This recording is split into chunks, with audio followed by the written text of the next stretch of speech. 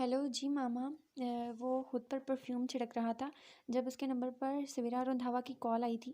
آپ 7 بجے ایک ڈیلیگیشن سے میٹنگ ہے تمہاری پی سی میں، فائل فارورڈ کروا دوں گی میں تمہیں، سویرا رندھاوا نے مصروف انداز میں کہا تھا۔ مما کیا ضروری ہے؟ آپ ارسم کو نہیں، ارسم نے ایک اور جگہ جانا ہے کانٹریکٹ سائن کرنے، تم پلیز مینیج کر لو، میں فائل بھجوا دیتی ہوں۔ انہوں نے دھیمے لہجے میں ایک انتقال کاٹی تھی۔ مگر آج تو مجھے اس جگہ جانا تھا پھر سے، شاید وہ مجھے نظر آ جائے یا اس کا باپ بھائی کوئی بھی، ایک بار مجھے اس کا نام پتہ چل جائے، پھر میری محبت میرے پاس ہوگی، میرے روم میں، میرے حصار میں۔ اس نے سر دھا بھرتے منتہا کا چہرہ خیالوں میں جگمگاتے کہا تھا۔ خیریت ڈاکٹر صاحب وہ بھی تھانے میں؟ ہائثم نے مسکراتے ہوئے جواد سے مصافحہ کرتے ہوئے کہا تھا۔ ہاں کلینک جا رہا تھا، سوچا تمہاری طبیعت کا پوچھ لوں، جواد نے کہا۔ تم میرا مذاق اڑانے آئے ہو؟ ہائثم نے چبھتی نظروں سے کہا۔ نہیں، یہ پوچھنے آیا ہوں کہ کون سا طریقہ ہے ایک لڑکی سے بات کرنے کا، میرا دوست تو ایسا کبھی بھی نہیں تھا، اس نے تو کبھی کسی لڑکی کی کردار کشی نہیں کی تھی، پھر رات وہ سب، آئی ایم سوری میں نے سب سن لیا تھا، مگر مجھے بالکل بھی پسند نہیں آیا تمہارے منہ سے وہ سب سننا، جواد نے افسوس سے کہا تھا۔ ضروری تھا، ہائثم نے اگنور کرتے ہوئے کہا۔ ایک لڑکی کی کردار کشی ضروری تھی کیسے؟ مجھے بھی سمجھاؤ۔ کسی کے کردار کا سرٹیفکیٹ ہم کیوں لیے پھرتے ہیں، جبکہ ہم تو اپنا سرٹیفکیٹ نہیں دے سکتے کہ کتنے کھرے اور کتنے کھوٹے ہیں؟ جواد نے اس کو گہری نظر سے دیکھتے ہوئے پوچھا تھا۔ دیکھو جواد، میری بات اور اس کی نہیں ہے، مجھ پر اٹیک کرے، میں اس پر اٹیک کروں، یہ ہم دونوں کی الگ بات ہے، مگر وہ جتنا سیدھا اس کیس کو سمجھ رہی ہے اتنا ہے نہیں۔ میں شروع دن سے اس کو اس کیس سے دور رکھنا چاہ رہا ہوں، اس لیے نہیں کہ میں اسے خود سے آگے نکلتا نہیں دیکھ سکتا۔ ہم دونوں اپنے اپنے حصے کی کامیابی ایک دوسرے سے چھین نہیں سکتے، مگر میں ایک لڑکی کو جانتے بوجھتے ہوئے اس کیس میں نہیں دھکیل سکتا، ایک لڑکی کو جانتے بوجھتے میں ایسا نہیں کر سکتا۔ یار یہ اپنی نوعیت کا ایک بہت خطرناک کیس ہے، وہ لڑکا لڑکیوں کے مرڈر کرتا ہے، وہ بھی اتنی بے دردی سے، میرے اپنے دائرے کے کسی لیڈی انسپیکٹر کو بھی اس میں انوالو نہیں کیا، کیونکہ مجھے سب کی جان پیاری ہے۔ جواد، میں شروع دن سے ہر طریقے سے اسے سمجھا چکا ہوں، مگر وہ سمجھنے کو تیار ہی نہیں، اس نے اپنی کرسی سے اٹھتے ہوئے کہا تھا۔ تو تم اسے سیدھی بات، یہی تو مسئلہ ہے، وہ سیدھی بات سمجھتی ہی کب ہے، سارے ثبوت اکٹھے کرنے لگی ہے۔ اس دن بھی آدھی رات اکیلی میرے گھر میں گھسی، کل اسے لگا کہ میں نے اسے نہیں دیکھا، مگر کل بھی وہ اس ڈونا کے ساتھ وہیں کھڑی تھی جب ہم انویسٹیگیشن کر رہے تھے، سب مردوں میں وہ اکیلی ہی لڑکی تھی وہاں موجود۔ پھر رات کے 12 بجے کے بعد پھر سے وہ کلینک میں تھی، اور ڈونا اس میں خود میں جان نہیں ہے، وہ کیا حفاظت کرے گا اس کی؟ میرا کوئی رشتہ نہیں ہے فہد سے، مگر کسی کی بہن بیٹی تو ہے نا، اس لیے مجھے وہ سب کرنا پڑا، آخری حلوہ شاید اسے وہ پیچھے ہو جائے۔ اس نے سانس چھوڑتے آخر میں جواد کی طرف دیکھتے ہوئے کہا تھا۔ مگر ہائثم، وہ ہرٹ ہوئی ہے بہت زیادہ، روتے ہوئے نکلی تھی اور وہاں سے اس کا چہرہ ایک دم مرجھایا ہوا تھا۔ جواد نے بھی اس کے پاس کھڑے ہوتے ہوئے کہا تھا۔ جانتا ہوں، بس وہ ایک دفعہ پیچھے ہو جائے اور یہ کیس سالو ہو جائے، پھر میں خود اس سے معافی مانگ لوں گا، اس نے پینٹ کی جیبوں میں ہاتھ ڈالتے ہوئے کہا۔ خیر ہے نا ہائثم ولید خان، اور معافی؟ لگتا ہے دل کی بربادی کا ٹائم نزدیک آ رہا ہے، جواد نے اسے کندھا مارتے ہوئے کہا تھا۔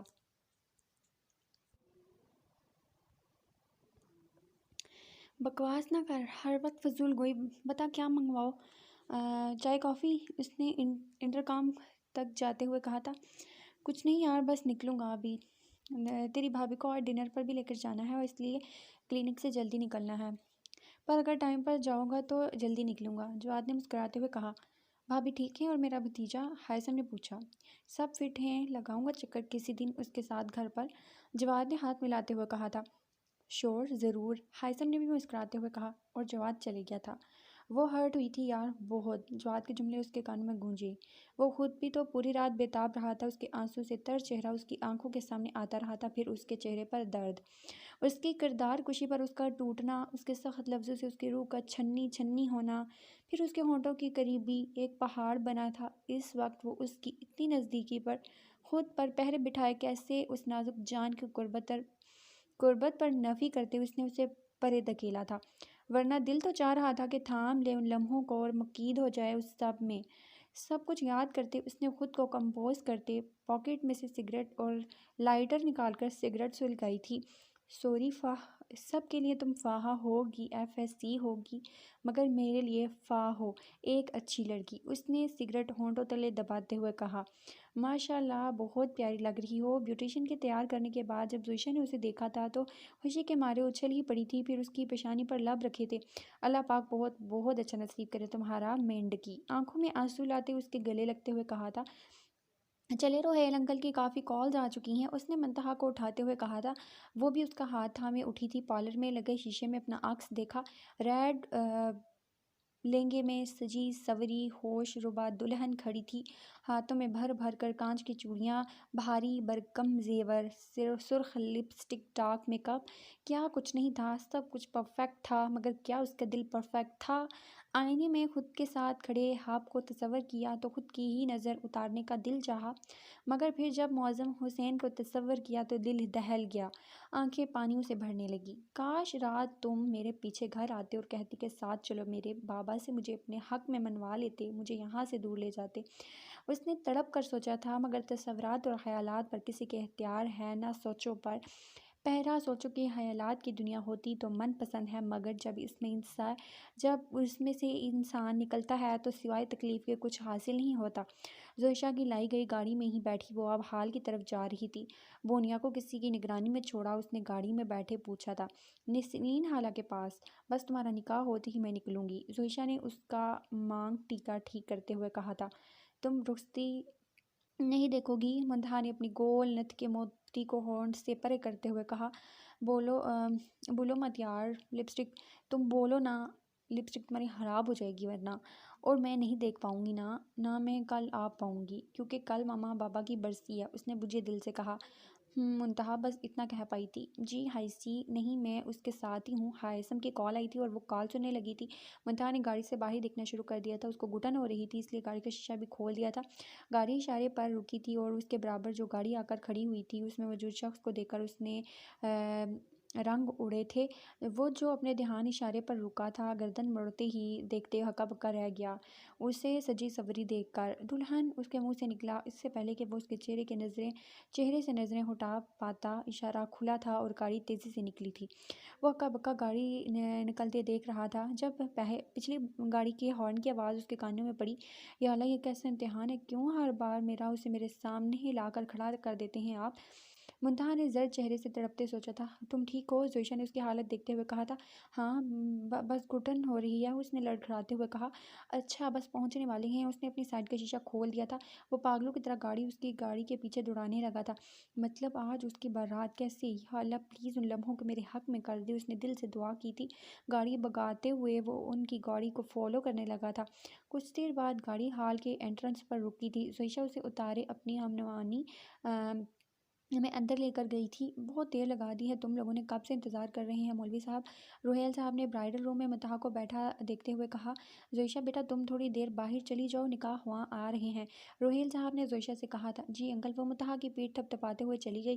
ماشاء اللہ بہت پیاری لگ رہی ہے میری گڑیا، روہیل صاحب نے اس کے سر پر ہاتھ پھیرتے ہوئے کہا تھا۔ آئیں مولوی صاحب کو اندر آتا دیکھ روہیل صاحب نے انہیں منتہا کے برابر بٹھاتے ہوئے کہا تھا۔ بسم اللہ کریں، انہوں نے منتہا کے سر پر ہاتھ مارتے ہوئے کہا تھا۔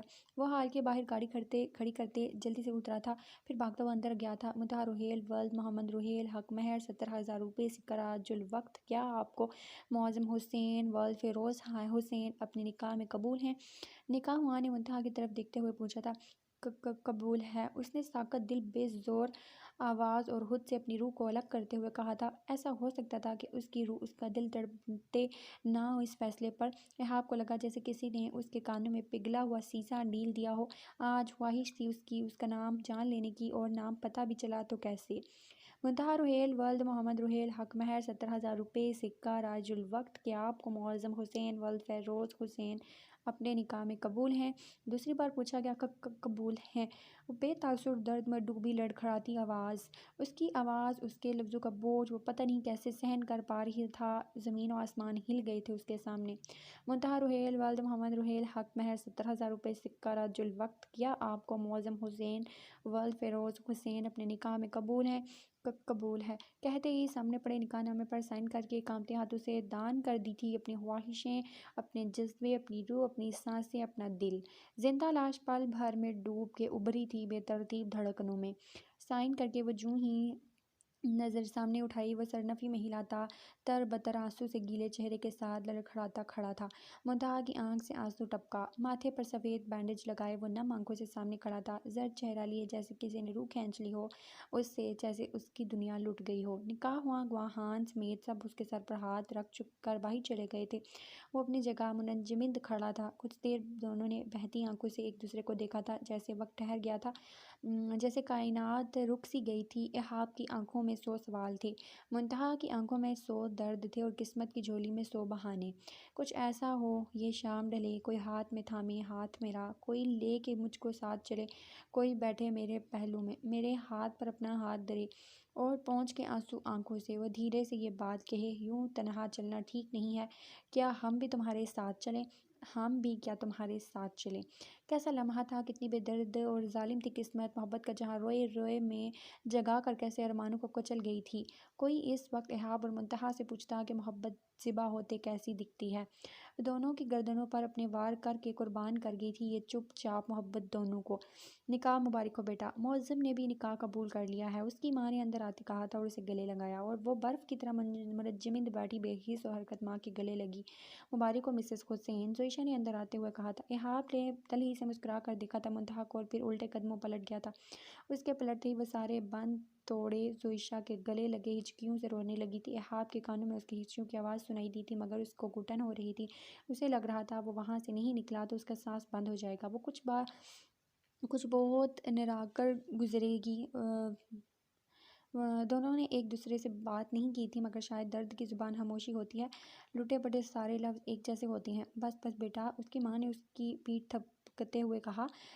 آنٹی منتہا، زویشا نے اس کے وجود کو خود کے ساتھ ڈھلکتے ہوئے کہا۔ وہ بے ہوش ہو گئی تھی، اس کی باہوں میں جھول گئی تھی۔ کیا ہوا؟ روحیل صاحب کو بھی بلوایا گیا تھا، وہی منتہا کو ہوش میں آتا نہ دیکھ، مجھے لگتا ہے بی پی لو ہو گیا ہے بھائی صاحب، بس جلدی سے رخصتی کروا دیں، نہیں تو یہ ایسے ہی خود کو ہلکان کرتی رہے گی۔ تائی نے اسے بے ہوشی دیکھتے ہوئے کہا۔ جی بس کہ ہوش میں آ جائے، روحیل صاحب نے کہا۔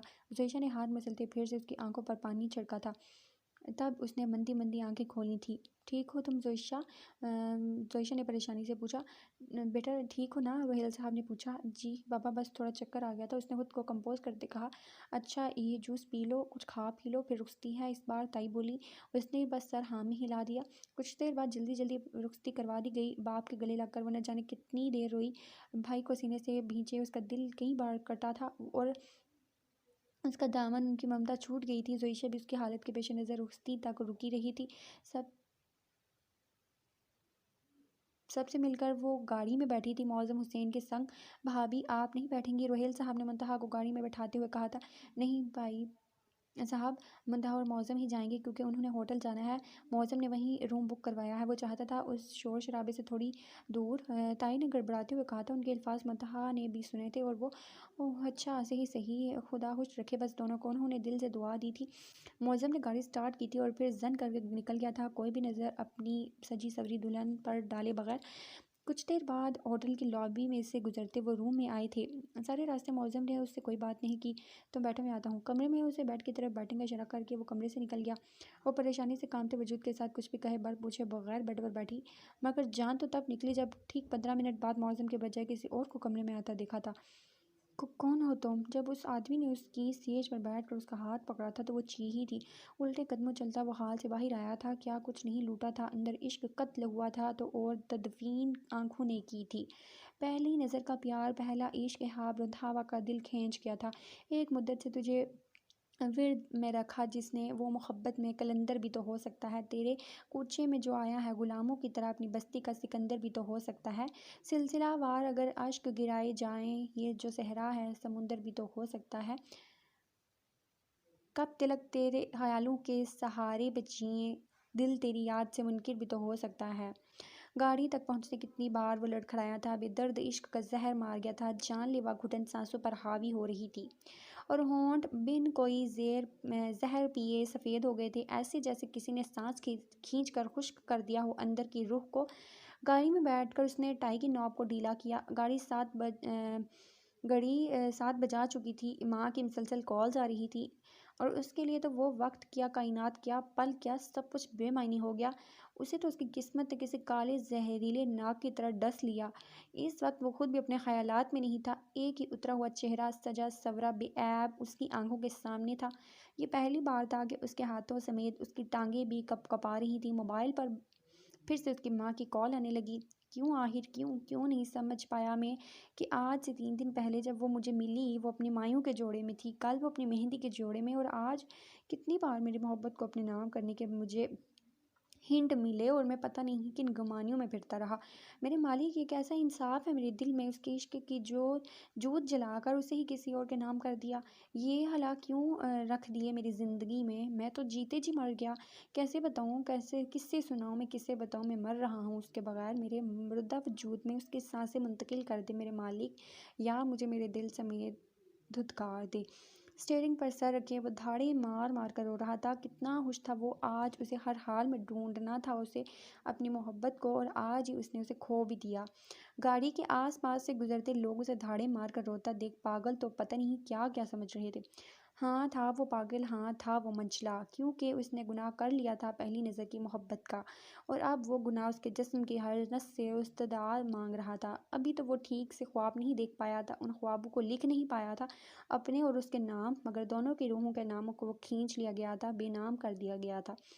یہ عمر رواں کا کون سا دور ہے کہ سب کچھ ہوتے ہوئے بھی، دنیا کی ہر چیز خریدنے کی استطاعت رکھتے ہوئے بھی اسے کھو گیا جسے سانسوں میں چننا تھا۔ اپنی تر بتر ہوتی حالت کو سمیٹتے ہوئے اس نے بہنے دیا تھا خود کو نمکین پانیوں میں۔ اب اس نے گاڑی سٹارٹ کر دی تھی۔ وہ خوش نہیں تھی اس شادی سے، اس کا دل ویران تھا، آنکھیں ویران تھیں، روایات میں بندھی وہ خود کرسیوں میں جکڑے بیٹھی تھی، بے حس و حرکت۔ نہیں تو وہ مجھ میں اور اس میں اپنا درد چن لیتے، نہیں تو وہ مجھ میں اور میں اس میں اپنا درد چن لیتے۔ بہتے آنسوں سے اس نے کہا تھا، اس کے اشکوں پہ، غموں پہ، دکھوں پہ، ہر اس کے زخم پر حق میرا ہی رہے، ہر جگہ، ہر گھڑی، عمر بھر۔ دل مجھے دے اگر درد دے اس کا، پر اس کی ہو وہ ہنسی گونجے جو میرا، اے خدا جب بنا اس کا ہی بنا۔ وہ رو ہی رہی تھی، اس کے آنسو ہر لمحہ مجھے جھنجھوڑیں گے۔ اس کی آنکھوں میں شکوے تھے آب رند ہوا کے لیے، وہ اس کا بار بار پیچھے مڑ کر دیکھنا۔ کل رات اس کی آنکھوں میں سجی امید آج بجھی ہوئی تھی۔ یہ کیا ہو گیا مجھ سے؟ تیز گاڑی چلاتے ہوئے اس نے گاڑی روکی تھی، خود کے تنفس کو بحال کرتے بالوں کو مٹھیوں میں جکڑا۔ ایک سلجھا اپنی سلطنت کا شہزادہ رو دیا تھا، منزل کے قریب پہنچ کر اپنی منزل نہ پا سکنے پر۔ اس کا سجا سجایا پھول کسی اور کی جھولی میں ڈھل گیا تھا۔ ملکیت سے دستبرداری کیا ہوتی ہے، وہ اس وقت کوئی آب رند ہوا سے پوچھتا۔ سب کچھ ہوتے ہوئے بھی کسی ایک من پسند شخص سے دوری، جدائی کتنی اذیت ناک ہوتی ہے، کتنی اذیت ناک موت ہوتی ہے، وہ آب رند ہوا سے بہتر کوئی نہیں جان سکتا۔ محبت کی تربت کسی نے دیکھی ہے؟ تربت ایک ایسا مٹی کا مزار، ایک ایسا دل جسے زمانے کی ٹھوکریں مار مار کر ریزہ ریزہ کر دیتی ہیں، اور جس کے سب ذرے اگر محبوب چن کر اپنی محبت کی بارش میں بھگا کر دوبارہ سے بنا دے تو وہ سونے کا بن جاتا ہے، کبھی نہ ٹوٹنے کے لیے۔ پیار ہے یا سزا ہے میرے دل بتا، ٹوٹتا کیوں نہیں درد کا سلسلہ؟ اس پیار میں ہوں کیسے کیسے امتحان، یہ پیار لکھے کیسی کیسی داستان۔ یار دے کوئی جان بھی اگر، دلبر پہ ہو نہ دلبر پہ ہو نہ کوئی اثر۔ ایک نے باپ کی کہے کی لاج رکھ لی، اب ایک اپنی قسمت سے ہی ہار گیا۔ وقت الٹی چال چل رہا تھا، جذبات دان کر کے قسمت نے چھین لیے تھے۔ بے خوابی اب عمر بھر کا مقدر بن چکی تھی، ہجر بقیہ زندگی کے وارث ٹھہرا تھا۔ نیندیں آنکھوں سے کھینچ لی گئی تھی اور تحفے میں بے قراریاں، بے چینیاں عطا کر کے گئی تھی آب رند ہوا کو، اور مٹی کا دل ذرے بن کر تیز ہوا میں اڑ گیا تھا، آنکھوں میں بھر گیا تھا، آنسو دے گیا تھا۔ میں نے تم سے کہا تھا نا کہ باہر مت نکلنا، تمہیں سمجھ نہیں آئی تھی میری بات؟ وہ مدحہ کو رخصت کر کے اپنا بیگ لینے آئی تھی برائڈل روم سے، تبھی دروازہ اندر سے لاکڈ ہوا تھا اور وہ اس کے پیچھے آ کر کھڑا ہوا تھا۔ میں اچھی لگ رہی ہوں؟ اس کے پیچ ڈریس میں کھلے بالوں میں انگلیاں پھنساتے، اس کی آنکھوں میں اپنی سبز آنکھیں گاڑتے ہوئے اس نے کہا تھا۔ بربل نے چھوڑے مجھے، اس نے اس کا ہاتھ جھٹکے سے ہٹایا تھا، اپنے بالوں سے اس کے بال کھینچے۔ میری زندگی میں آنے کے بعد تم ہر دن کالا رنگ پہنو گی، کیونکہ تمہارے اس سفید چمکتے جسم پر وہ رنگ مجھے ہر روز پاگل کرے گا۔ دل کرتا ہے ابھی ان ہونٹوں۔ اس نے اپنی ہونٹ کو اپنے ہی لب تلے دباتے بڑی غلیظ نظروں سے زویشا کو دیکھتے ہوئے کہا، مجھے جانے دو پلیز۔ وہ اس کا ہاتھ اپنے ہونٹوں سے پیچھے ہٹاتے ہوئے روتے ہوئے التجا کرنے لگی تھی۔ کون ہے اندر؟ کھولو دروازہ۔ باہر سے کسی لڑکی نے برائڈل روم کا دروازہ کھٹکھٹایا تھا۔ وہ دروازے کی طرف مڑی تھی کھولنے کے لیے جب بربل نے اس کی کلائی کھینچ کر اسے سینے سے لگایا تھا اور دوسرا ہاتھ اس کے پیٹ پر بندھا تھا۔ زویشا کا پوٹ لرز گیا تھا، خوف کے مارے رنگ پیلا پڑ گیا تھا۔ اوپر سے گردن کے پچھلے حصے پر اس کی غلیظ سانسوں کی چبھن، نہ جانے اتنی ہمت کہاں سے آ گئی تھی اس میں کہ اپنی ہیل اس کے شوز پر ماری، اسے دھکا دیتی جھٹ سے دروازہ کھول بیٹھی تھی۔ پلیز بچاؤ مجھے پلیز۔ سامنے کھڑے مومن کے پیچھے چھپتے اس نے کہا، کون ہو تم ذلیل انسان؟ کیوں تنگ کر رہے ہو اس سے؟ اس نے آگے بڑھ کر بربل کو چیغے غصے مارے کہ اس کے منہ سے خون نکلنے لگا۔ ٹھہر جاؤ، تمہیں تو میں پولیس کے حوالے۔ ابھی اس کے منہ سے یہ لفظ نکلے تھے کہ وہ دھکا مارتے ہوئے مومن کو باہر نکل گیا تھا۔ یہ تو ان کا پلان ہی تھا، بربل کا چپ چاپ مار کھانا اور مومن کا اسے زویشا کے سامنے مارنا۔ آپ ٹھیک ہیں؟ اس نے آپ کی بار زویشا کی طرف مڑ کر پیچھا اس سے پوچھا تھا۔ جی جی شکریہ۔ آپ نے کیسے اسے مار دیا؟ میں بہت خوش ہوں، کسی نے تو اس سے میری جان۔ اٹس اوکے میڈم، میرا فرض تھا یہ۔ اب آپ کو کبھی بھی یہ تنگ کرے تو آپ مجھے بلا لیجیے گا۔ مومن نے مسکراتے ہوئے اپنے ماتھے سے بال پیچھے کرتے ہوئے کہا تھا، سچ میں آپ آئیں گے میری مدد کے لیے؟ زویشا نے حیرانگی سے پوچھا تھا اور وہ اب رونا بھول چکی تھی۔ سچ میں آؤں گا، اتنی پیاری لڑکی کی کون مدد نہیں کرے گا؟ آپ کو تو بہادر بننا چاہیے، ایسے گنڈے تو منٹوں میں سیدھے ہو جاتے ہیں۔ مومن نے چٹکی بجاتے ہوئے بتایا تھا، کیا آپ میرا اس سے پیچھا چھڑوا دیں گے؟ مجھے بہت برا لگتا ہے یہ۔ زویشا پھر سے رونے کو آ گئی۔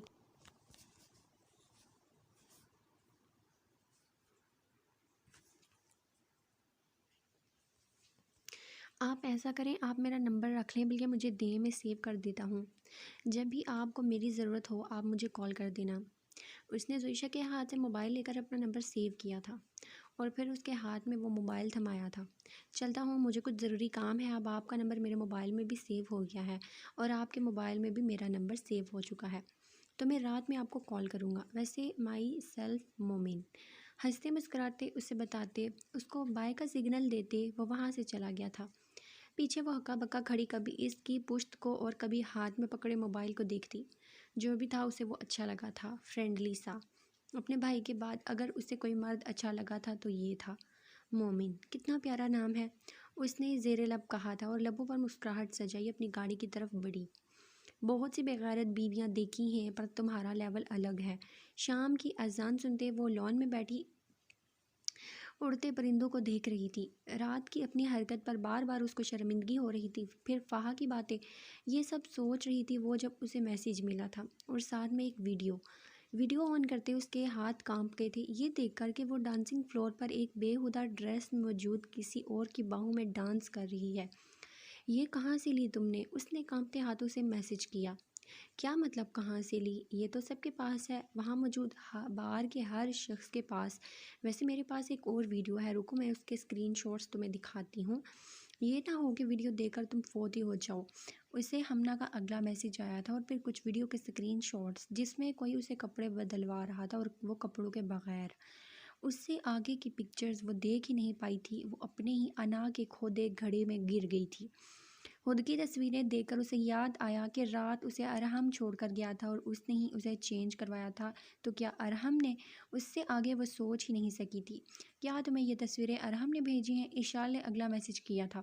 تمہیں لگتا ہے وہ مجھے بھیجے گا؟ ہم دونوں دیکھ رہے تھے یہ، میں اور ارحم۔ وہ مجھے بتا رہا تھا کہ تم اس کے پیار میں کتنی اندھی ہو کے اپنی عزت بھی داؤ پر لگا دی ہو۔ پھر اس نے تمہارے کپڑے۔ اس سے آگے وہ پڑھ ہی نہیں پائی تھی، گھٹنوں میں منہ دیے ہچکیوں سے رونے لگی۔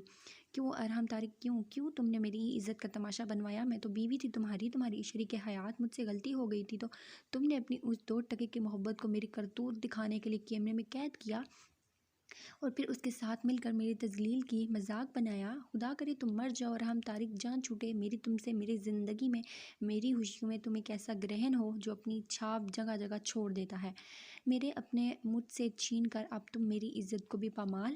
بے بسی سے روتے اس نے 1000 بار لعنت بھیجی تھی اس محبت پر جو اس نے کبھی ارحم طارق سے کی تھی، اور ساتھ ساتھ اس نفرت پہ بھی لعنت بھیجی تھی جو وہ کبھی بھی ارحم طارق سے اتنا کچھ ہونے کے باوجود نہیں کر پائی تھی۔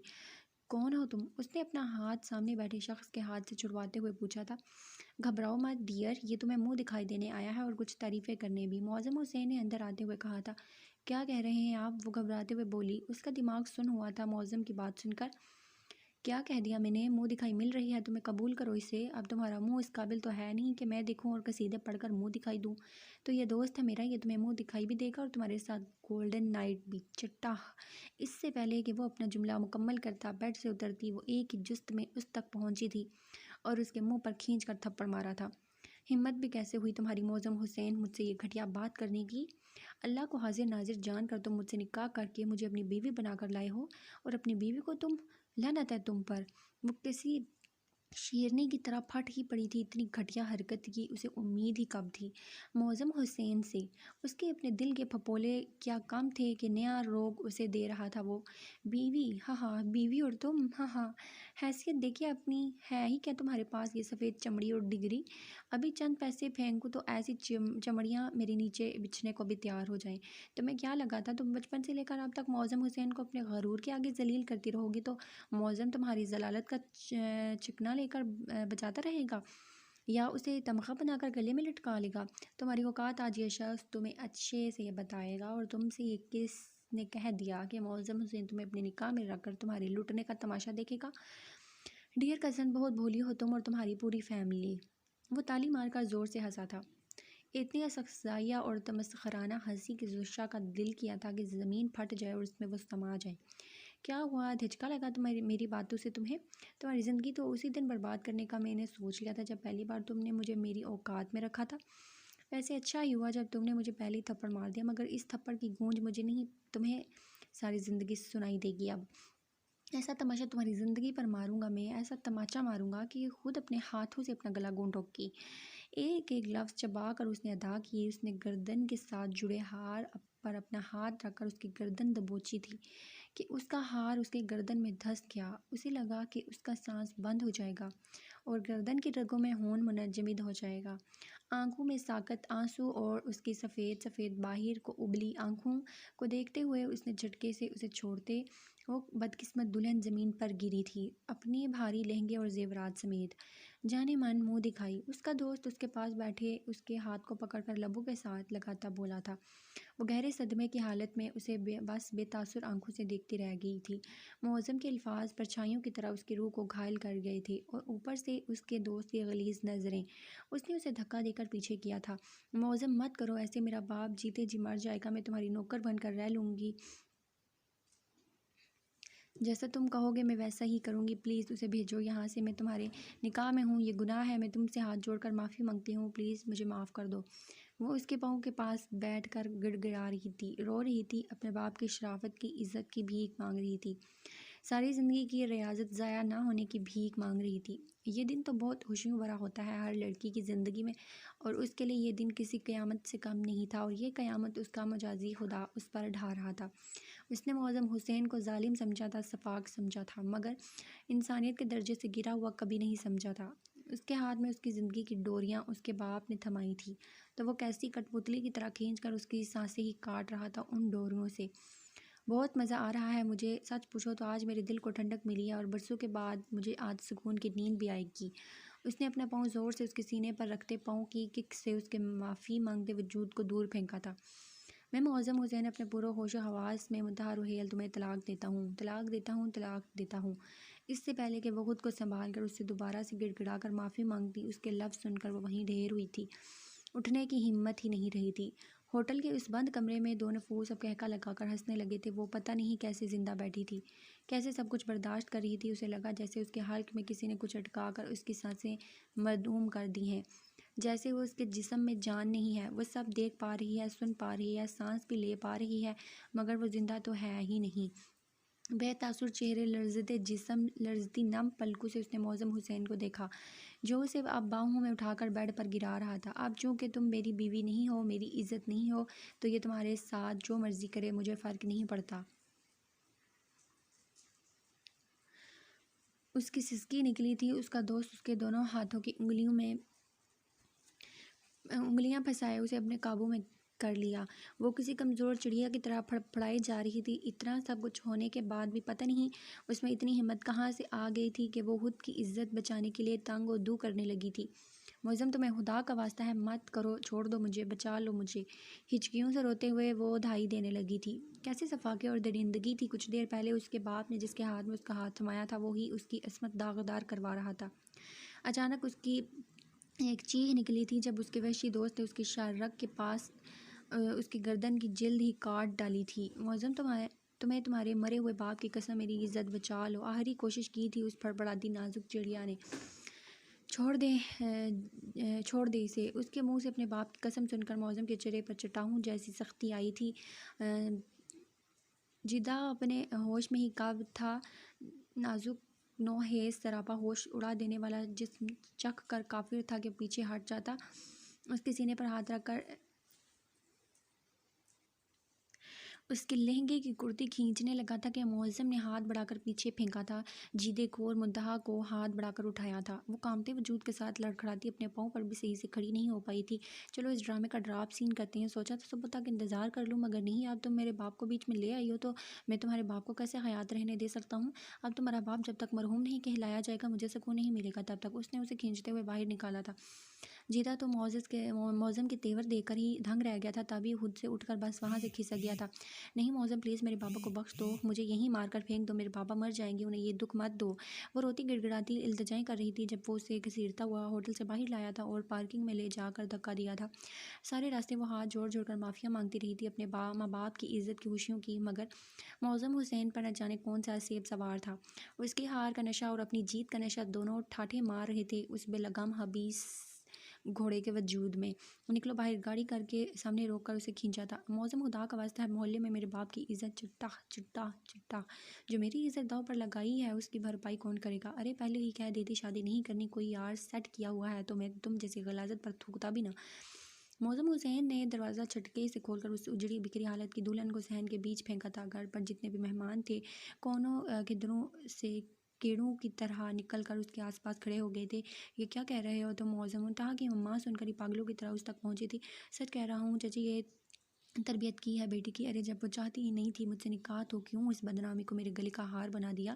یہ دیکھیں کرتوت اس کے، اور مجھے بتائیں کہ ایسے میں کیسے رکھ سکتا ہوں اسے اپنے پاس، یا کوئی بھی شریف انسان ایسے بیوی کے روپ میں اسے قبول کر سکتا ہے؟ اس نے اپنے موبائل کی اسکرین پر اپنے مطلب کی بنائی گئی ویڈیو خود خاندان کی سب سے بڑی اور منافق پرست عورت کو دکھاتے ہوئے کہا تھا، جو دیکھتے ہی توبہ توبہ کر گئی تھی، اور پھر باری باری آگے آ کر سارے دیکھتے دیکھتے موبائل منتہا کے باپ کو تھما دیا گیا تھا۔ وہاں کھڑے سب وجود لعنت ملامت اور پتہ نہیں کیا کیا کہہ رہے تھے، اور کہہ رہے تھے منتہا کو، کیا ہوا میرے بچے، اتنی ہڑبڑی میں کیوں بلایا مجھے؟ تائی نے بھی آتے ہوئے بیٹے کے پاس کھڑے ہو کر پوچھ ڈالا، ماں جب یہ کسی اور سے محبت کرتی تو نہ کیوں ڈالا اس کے گلے میں میرے نام کا ڈھول؟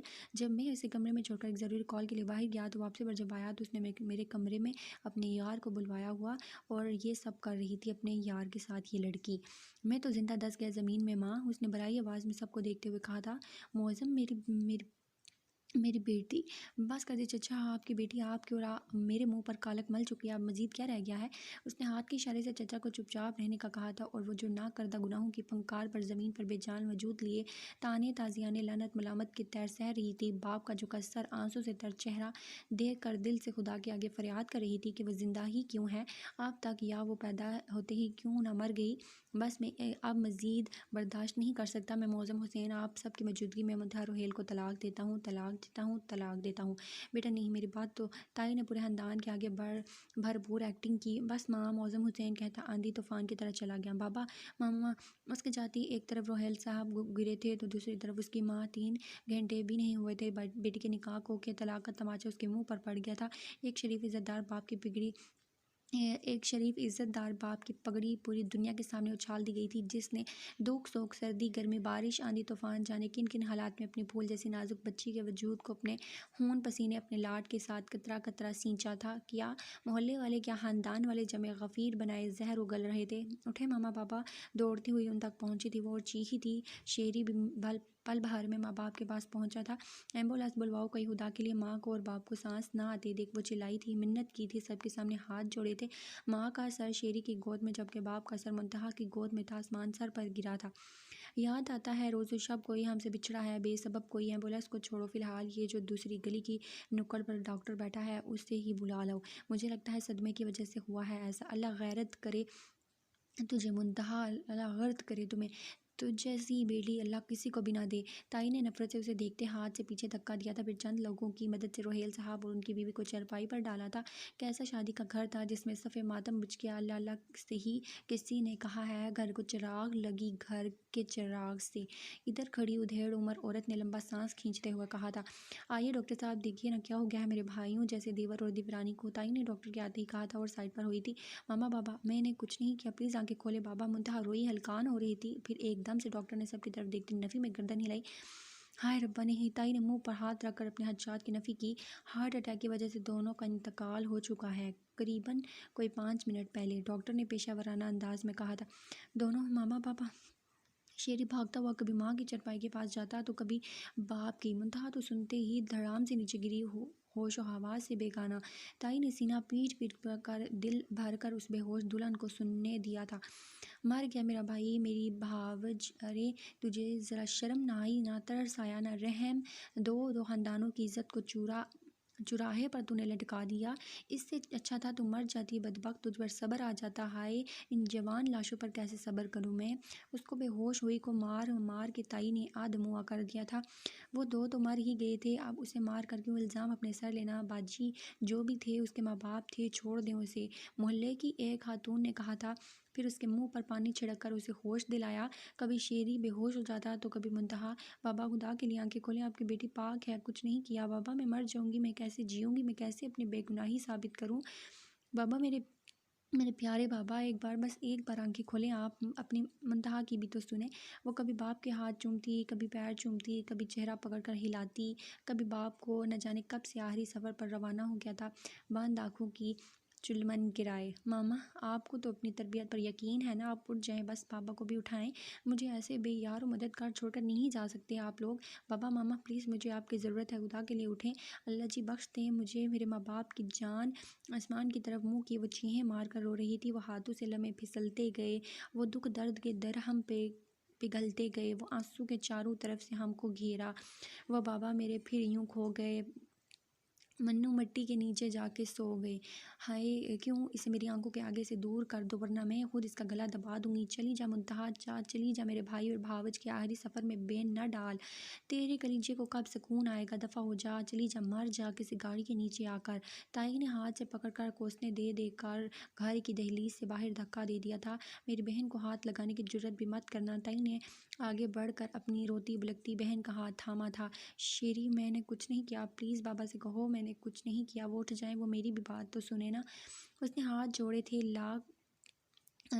اپنے 10 سال کے بھائی کے آگے، جواب میں وہ کچھ کہہ ہی نہیں سکا، بس بہن کے گلے لگے کتنی دیر روتا رہا۔ حسین تمہاری کوئی فرمائش پوری نہ کرے تو مجھے بتانا، میں کروں گا، اس گھر سے تمہارا رشتہ ہمیشہ رہے گا۔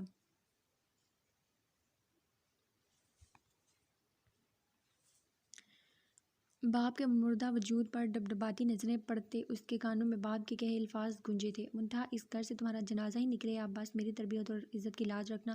اسے لگ رہا تھا جیسے وہ اس کے پاس بیٹھے اسے پھر سے کہہ رہے ہیں، منتہا رشتے سے انکار کر دو، ماں کے الفاظ گونج رہے تھے، سامنے چارپائی پر موجود دونوں ہستیاں منہ موڑ گئی تھیں، بیٹی کی عزت کی نیلامی کا صدمہ ہی نہ برداشت کر سکی تھیں، اس کے منہ پر پڑے طلاق کے تماچے کو دیکھ ہی نہیں سکیں۔ اس نے دیکھا تھا اس کے باپ کی آنکھوں میں التجا تھی کہ معظم حسین مت کرو، رک جاؤ، اس نے دیکھا تھا اس کی ماں اس کے لیے سینہ تانے کھڑی تھی، پھر کیا ہوا، دنیا الٹ گئی، سب کچھ تہس نہس ہو گیا۔ بچپن میں سنا تھا جب قیامت آئے گی تو پہاڑ ریزہ ریزہ ہو جائیں گے، مگر اس قیامت کا تو کسی نے بتایا ہی نہیں، نہ کسی کتاب میں درج تھا، نہ کسی بڑے کی حکمت میں تھا۔ قیامت آئی تھی، دل ریزہ ریزہ کر کے ساکت کر کے چلی گئی تھی، بابا کے ملکہ اس کے دل کا ٹکڑا اپنی عزت سمیت پاش پاش ہوا تھا۔ یہ کیسی دہلیز پار کروائی تھی بابا نے کہ جب وہ واپس مڑی تو ان کی سانسیں بھی نہ ملی، کاش قدرت کے نظام میں ظالم کو اسی وقت منظر پر لانے کا کوئی راستہ ہوتا۔ اب بیٹی برباد ہوئی، باپ اور ماں سانسیں وار گئے، ہمیشہ سے شاید یہی ہوتا آیا ہے، بیٹیوں کے دکھ دیکھے ہی کب ہیں کسی باپ نے، بے شک ہر باپ دولت سے بادشاہ نہیں ہوتا مگر رکھتا تو اسے شہزادی کی طرح ہے، اپنی بیٹی کو جس کی روئی بھی لگ جائے تو باپ کا دل مچلتا ہے، اور بیٹی کے لیے تو اس کا باپ ہی سب کچھ ہوتا ہے، اس کا سکھ سکون رب کا خاص تحفہ